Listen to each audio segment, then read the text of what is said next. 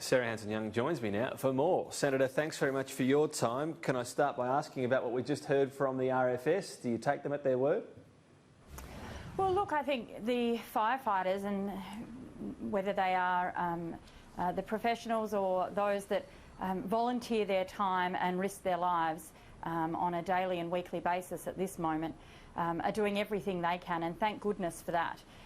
My criticism is about the Prime Minister leaving the nation in the dark about the fact that he's gone off on holidays and in the midst of what is an environmental and climate emergency, a national emergency.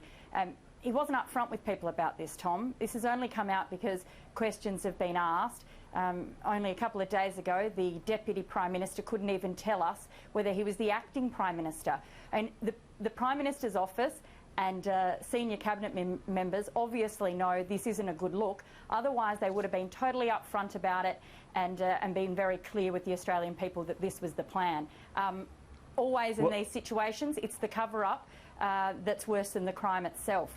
I think the Prime Minister's tried to be a bit too tricky by half, and now he looks like not just snobbing the Australians who are out working every day in the midst of these fires, or those who are here in Sydney where I am today, or in Canberra, or in rural towns along the coast here in New South Wales who are choking with smoke, or indeed those healthcare professionals in Adelaide today who are dealing with the extreme heat. Friday in South Australia is going to be catastrophic. It's going to reach 49 in some rural towns. That is unheard of, and the Prime Minister's off having a holiday. You said the cover-up's worse than the crime. What is the crime? Well, I think the crime is being away, leaving the country at a time when there is a national debate about what we do in the midst of this crisis. We are in the midst of an environmental and climate emergency, and the Prime Minister, he's finally acknowledged before he went off that there is a link between climate change and the bushfires, but he says he can't do anything about it. Well, that's not good enough. Australians expect more leadership from our Prime Minister, and they expect more honesty from his office. In the midst of the crisis, though, all he can do is address the crisis itself. Now, as I said, the RFS says they have everything at their disposal. They're not wanting for anything from the government. Does Scott Morrison, according to you, have to stay in the country while ever there are bushfires burning in his state? I think at this point, Tom, this is widespread. There are fires burning on opposite coasts of the country. We are in the grips of record-breaking heat wave.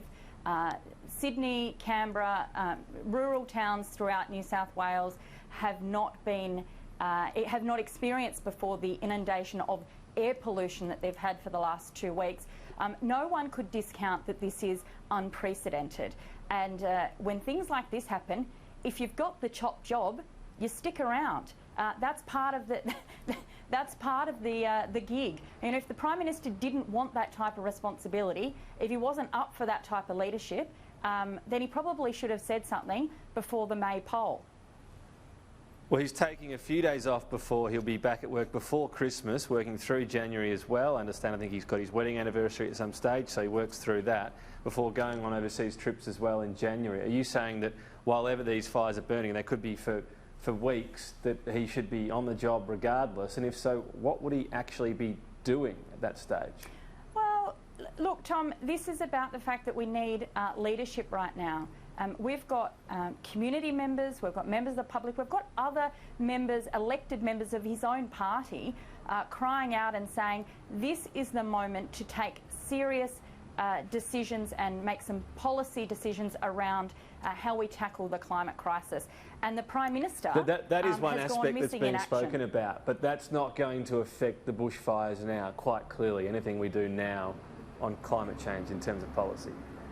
Yeah, well, look, Tom, I reckon we should look at the behaviour of other Prime Ministers over the years. I don't think John Howard would have turned his back on the Australian people or the firefighters or those choking in Sydney and gone off on a beach holiday in the middle of the crisis. I don't think John Howard would have done it. I certainly don't think Julia Gillard would have done it. I don't think Paul Keating or Bob Hawke would have done it. Scott Morrison, you know, he's making his own bed. I guess he can sleep in it.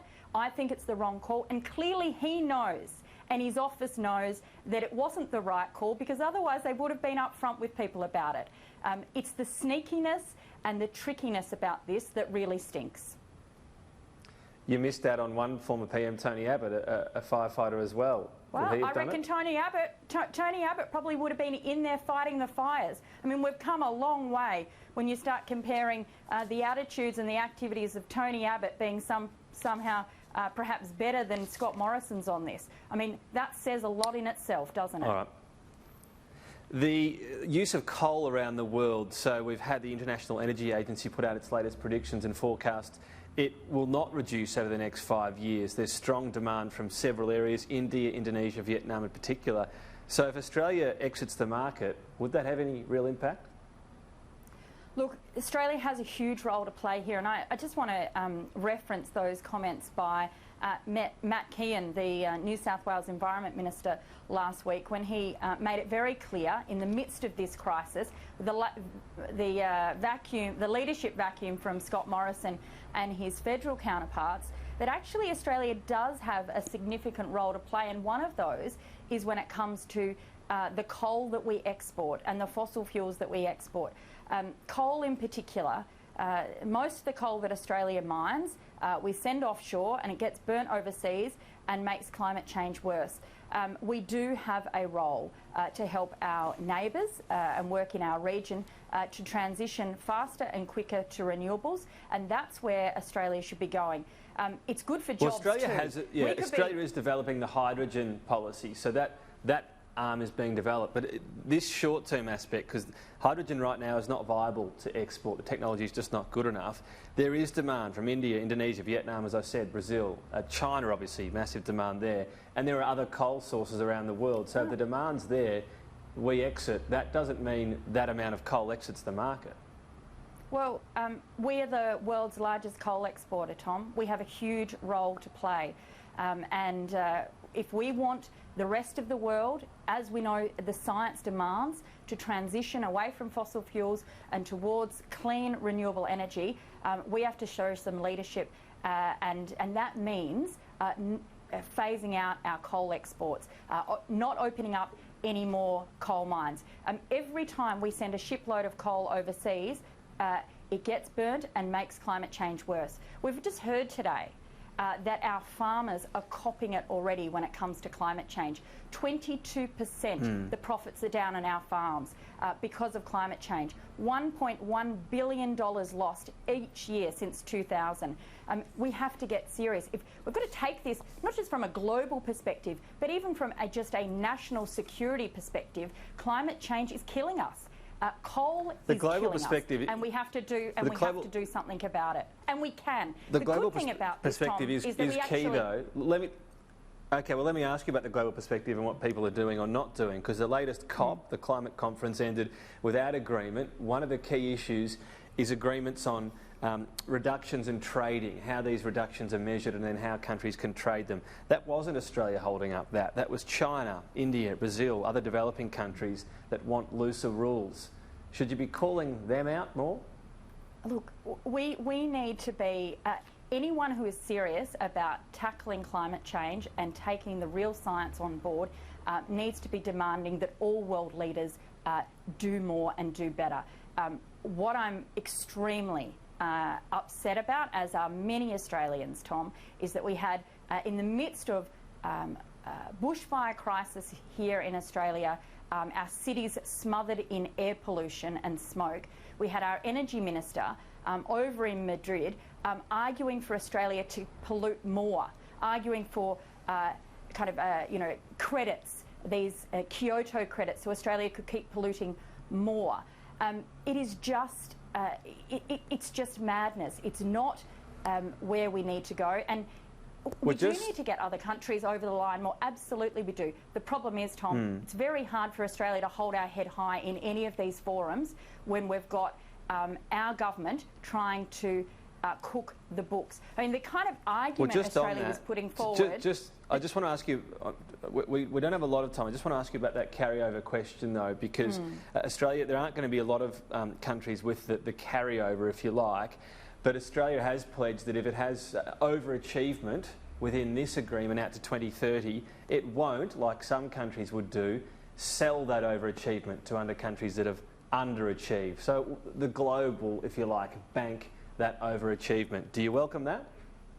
Well, if the achievement's actually real, Tom, but what we're seeing from the government is that they are banking their achievement on the basis that they're carrying over credits from Kyoto, and it's just not legal. There is no way in this treaty to justify that. The rest of the world is pretty annoyed about it, and it's like saying, you know, my daughter just graduated from primary school last week, and she did pretty well. I looked at her report, she got A's and B's, she did really well. It's like her going into high school next year and saying, oh well, feet up, don't need to do anything because I got all the A's and B's in primary school. Everyone knows that's bollocks. Everyone knows if you're serious about the climate science, we have to actually reduce pollution, not find trickery to enable us to keep polluting. All right, actually, just before we do go, I note that you're going to the Scott Morrison Where the Bloody Hell Are You climate protest tomorrow. This is at Kirribilli House. Is that, are you paying your own way there? Is that taxpayer funded? What's the situation with travel and accommodation and so on? I'm in Sydney for a number of events over the next 24 hours as part of my job, and one of the things will be going and speaking to those young people in particular who are absolutely frustrated that political leaders are doing nothing in this country to address climate change. Bushfires are raging, people are choking from smoke, we've got extreme weather and heat wave this week, and the Prime Minister says there's nothing he can do about it. Well, I guess if he's out of the country, there's nothing he can. He should be back here tackling the issue. Greens Senator Sarah Hanson-Young, always appreciate your time, and throughout 2019 as well. All the best on whatever break you get. We'll see you in 2020. Thank you. You too, Tom. Thank you.